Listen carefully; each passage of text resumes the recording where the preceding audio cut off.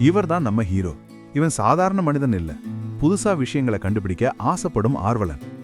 ஒரு நாள் ஒரு பழமையான அரண்மனையில் அவர் ஒரு விசித்திரமான கத்தியை காண்கிறார். கத்தியின் பளபளப்பு வேற மாதிரி இருந்தது. ஆர்வமா அதை எடுத்த ஹீரோ அதை வச்சு கடுமையான பாறையை வெட்ட அது வெண்ணெய் போல வெட்டுண்டு போனது. ஆச்சரியமடைந்த அவன் அருகில் இருந்த ஒரு சித்தரை சந்தித்து இதன் ரகசியம் கேட்டார்.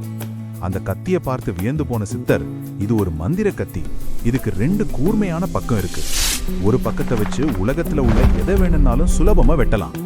இன்னொரு மெலிசான பக்கத்தை வச்சு காத்துல கிழிச்சு அது வழியா ஒரு பாதையை உருவாக்கி உலகத்துல இருக்க இன்னொரு இடத்துக்கு கூட போக முடியும்னு சொல்றாரு. இதை கேட்ட உடனே ஹீரோ அந்த கத்தியை வச்சு காத்துல ஒரு கோடு வரைஞ்சாரு. கோடு போட்ட மாதிரியே அங்க ஒரு பாதை உருவாச்சு.